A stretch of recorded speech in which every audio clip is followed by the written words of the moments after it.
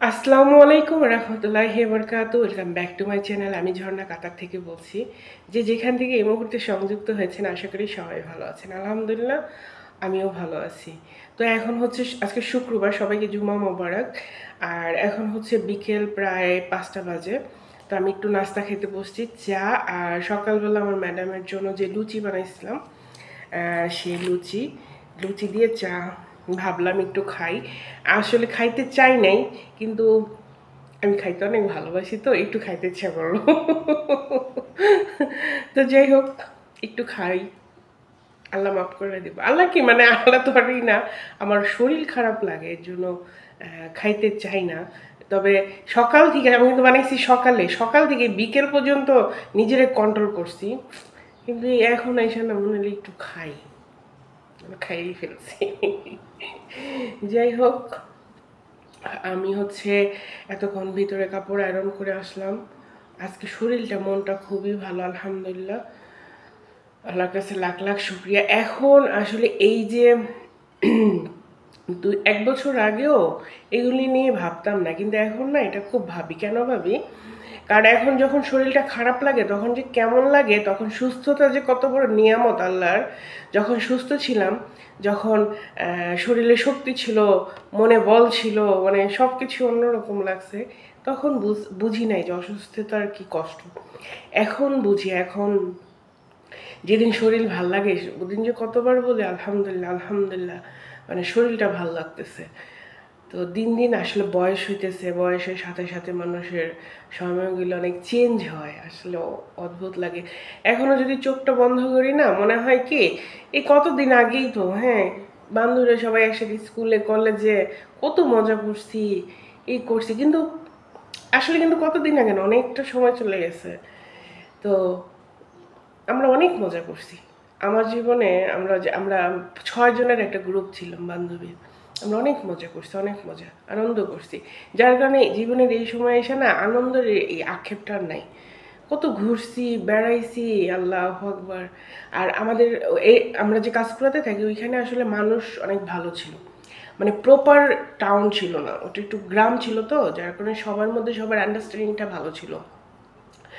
বান্ধবীদের বাসায় বান্ধবীরা যাইতাম, খাওয়া দাওয়া করতাম। তারপরে হচ্ছে বিকেলবেলা হাঁটতে যেতাম, 2-3টা বান্ধবী একসাথে মিশে আরেক বান্ধবীর বাসায় যেতাম, এরকম মজা হইতো অনেক। তখন তারা তো ফোন ছিল না, এখন তো এক ফোনে দুনিয়াটা খায়া ফেলছে। তখন ফোন ছিল না, সবার প্রতি সবার একটা আন্তরিকতা ছিল অন্যরকম। বাসায় যায় যায় দেখা করে আসতাম, বাসায় যায় যায় যায় না আসতাম, আমার বাসায় আসতো, এরকম মজা ছিল। ওই দিনগুলি খুব মিস করি, খুবই মিস করি আসলে।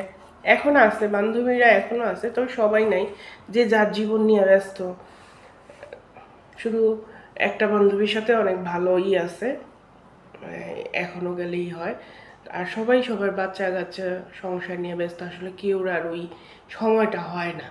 আর আমি বেকার, তো মানে বেকার বলতে আমার ওইভাবে মানে ঝামেলা নাই দেখে হয়তো আমি পারি যাইতে বা কথা বলতে, কিন্তু সবাই তার ওটা পারে না, সংসার থাকে, স্বামী সন্তান ফ্যামিলি অনেক কিছু ব্যাপার স্যাপার থাকে। যাই হোক,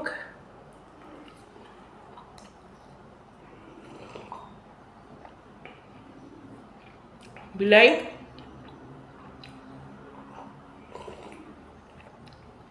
চা দিয়ে আমার লুচি খেতে খুবই ভালো লাগে। আর আজকে লুচিটা ভালোও হয়েছে। আমি কখনো বানাই নাই লুচি, বাট ভালো হয়েছে, মজা হয়েছে।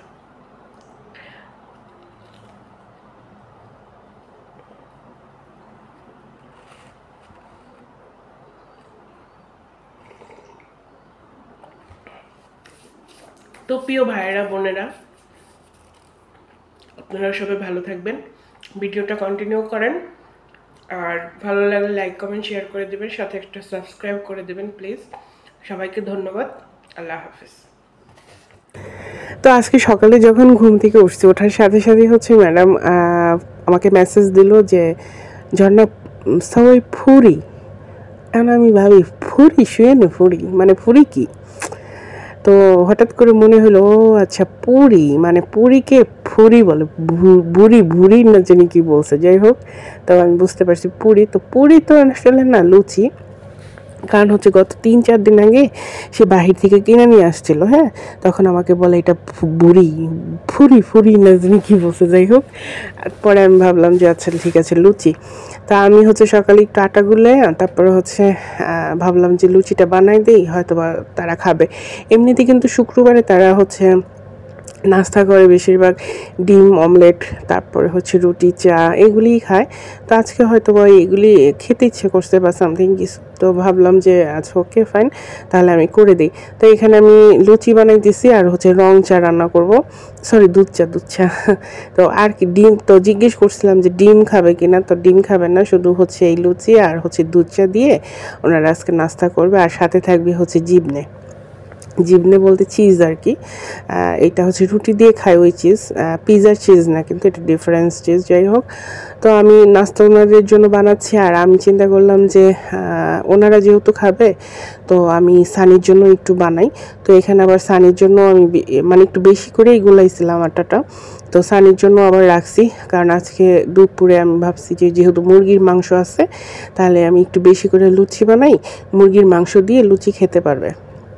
অবশ্য লুচি আসলে বেশি মজা আমার, আমি যদিও খাই নাই, কিন্তু যখন ইন্ডিয়ান আপুরা খায় বা ইন্ডিয়ান খাবারে আমি দেখি যে ওরা হচ্ছে আলুর দম দিয়ে লুচিটা খায় বা ডাল সবজি এগুলি দিয়ে যে এই লুচি খায়, এটা আমার কাছে খুবই ভালো লাগে, মনে হয় যে অনেক বেশি মজা। তবে হ্যাঁ, দেশে গেলে এবার ট্রাই করবো আলুর দম দিয়ে লুচি খাওয়ার ইটা। আরব দেশে কিন্তু মানে এই যে কাতারে, বিশেষ করে কাতারের মানুষ কিন্তু প্রচুর ইন্ডিয়ান খাবার পছন্দ করে। হ্যাঁ, এটার কারণ হচ্ছে কাতারে প্রচুর ইন্ডিয়ান, আর সবচেয়ে বড় কথা হচ্ছে যে ইন্ডিয়ান রেস্টুরেন্ট বেশি, পাকিস্তানি রেস্টুরেন্ট বেশি, আর বেশি বাঙালি রেস্টুরেন্টে কখনোই খাবার খায় না, তবে ইন্ডিয়ান আর পাকিস্তানিদের খাবারটা এই কাতারিরা খায়। কারণ হচ্ছে এই দেশে অনেক আগে হচ্ছে ইন্ডিয়ার বা কাতার পাকিস্তানি এই ইসের মানে বাসার মধ্যে বাবুচিরা রান্না করতো, ঠিক আছে। খাদ্দাম্মা ছিল না আর কি, ছেলে বাবুর্চি এখনও আছে, এখনও অনেক আরবের বাসায় কিন্তু ছেলে বাবুর্চি। হ্যাঁ, রান্নার ব্যাপারে ছেলেরা আর কি, ইন্ডিয়ান আর পাকিস্তানিরা রান্না করে বাসায়। তো যে কারণে ইন্ডিয়ান খাবারগুলি এরা খুবই পছন্দ করে। আমার বাসায় যখন আমার ম্যাডাম অনেক খাবার টাবার আমি দেখি যে বেশিরভাগই ইন্ডিয়ান খাবার নিয়ে আসে।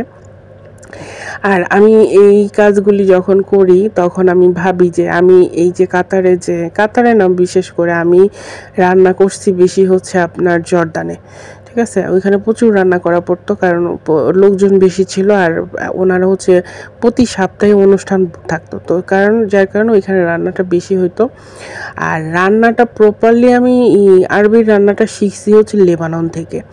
তো লেবানন হচ্ছে ওই আমার যে ম্যাডাম ছিল, ম্যাডামের শাশুড়ি ছিল, সে হচ্ছে রান্নাবান্না করতো, যে আমি দেখতাম। আমি যদি ওইখানে বাচ্চা পালতাম, বাচ্চা টেক কেয়ার করতাম, তো ওই বাচ্চা নিয়ে যখন ওর দাদির বাসায় থাকতাম, একই বাসা ছিল, মানে 2 তলা 3 তলা এরকম। তো দেখতাম যে ওই মুরব্বি যে রান্না করতো বা যে খাবার টাবার বানাইতো, কীভাবে বানাইতো, সেটা আমি দেখতে দেখতেই শিখে ফেলছি। কিন্তু আমি লেবাননে কখনোই রান্না করি নাই, রান্না করছি জর্দান আর কাতারেই। তো ওই কারণে হচ্ছে খাবারের আরবির যে খাবার, আরাবিয়ান খাবারের যে ব্যাপারটা, এটা আমার মানে শেখা হয়ে গেছে বা জানা হয়ে গেছে।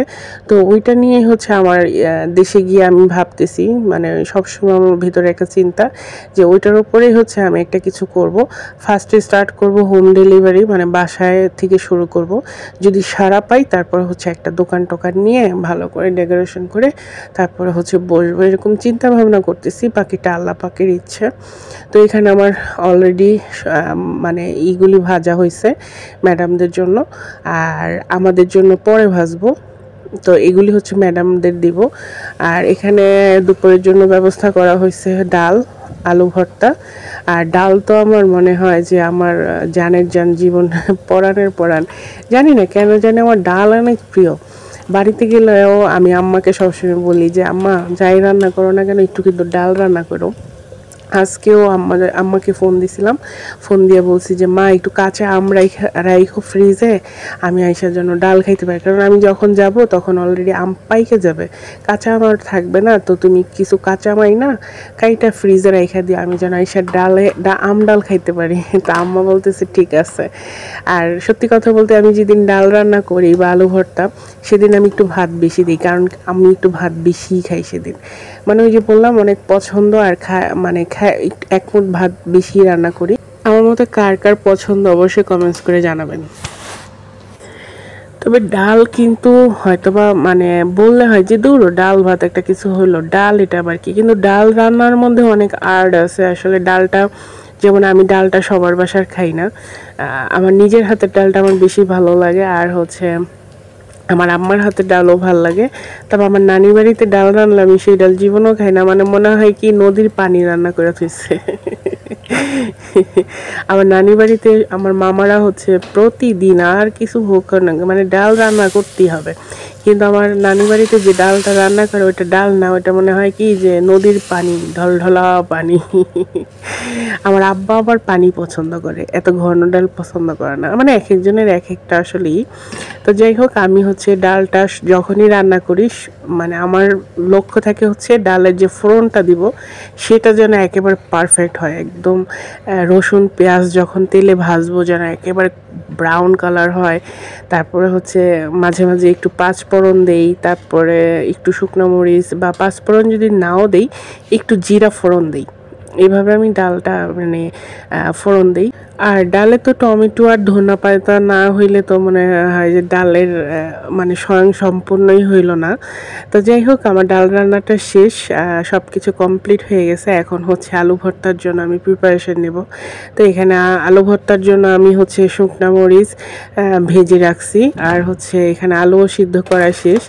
এখন আলুগুলি ছুলে তারপরে হচ্ছে আমি ভর্তাটা বানাই নিব। আর এই যে মরিচগুলি দেখতেছেন না, এতগুলি মরিচ নিয়েছি, কিন্তু বিশ্বাস করেন একটু ঝাল না। এর আগের বার যখন শুকনো মরিচ কেনা হয়েছিল, মরিচগুলি এত ভালো ছিল, মানে 2টা মরিচ দিলেই সেই রকম ঝাল হইতো, আর ভর্তাটাও একদম লাল টকটকা হইতো। বাট এই মরিচগুলি মানে ঝাল না, একেবারেই ঝাল না, আর অত লাল টকটকাও হয় না। আর ধইনা পাতাটা হচ্ছে আমি ফ্রিজে রেখে দিছিলাম কাইটা, তো ওই ধইনা পাতাতে দিয়ে আমি হচ্ছে আজকে ভর্তাটা বানাইতেছি। আর আমার কাছে সরিষার তেল নাই, যার কারণে আর আমি সয়াবিন তেল হচ্ছে যে মরিচটা সয়াবিন তেলে ভাজছি সেই তেলটাই হচ্ছে আমি ভর্তাতে দিয়ে দিছি। তবে হ্যাঁ, সরিষার তেল হইলে অনেক ভালো হইতো, কিন্তু এই তেলটা দেওয়াতেও যে খারাপ হয়েছে সেটা না, এটাও ভালো হয়েছে, মজা হয়েছে।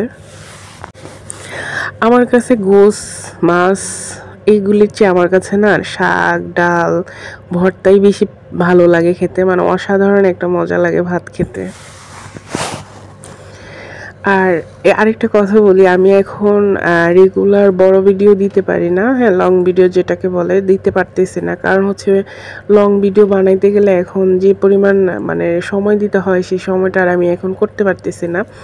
কারণ হচ্ছে একে তো কাজের ব্যস্ততা, তারপর হচ্ছে আমার শরীর অনেক সময় ভালো থাকে না, মানে ইচ্ছে করে না যে ভিডিও বানাই, তারপর এটা এডিট করা, ভয়েস দেওয়া, এই সেই মানে খুব কষ্ট হয়ে যায়। এর জন্য আমি আসলে আমার চ্যানেলটাকে রক্ষা করার জন্য আমি শর্ট ভিডিওগুলি ছাড়তেছি। তবে বাড়িতে গেলে আর এইগুলি করব না, আমি হচ্ছে বড় ভিডিওই বেশিরভাগ ছাড়বো। বাড়িতে গেলে আসলে অন্যরকম, আমি খুব ক্লান্ত হয়ে গেছি, ঠিক আছে, সোজা কথা যেটা, খুবই ক্লান্ত হয়ে গেছি।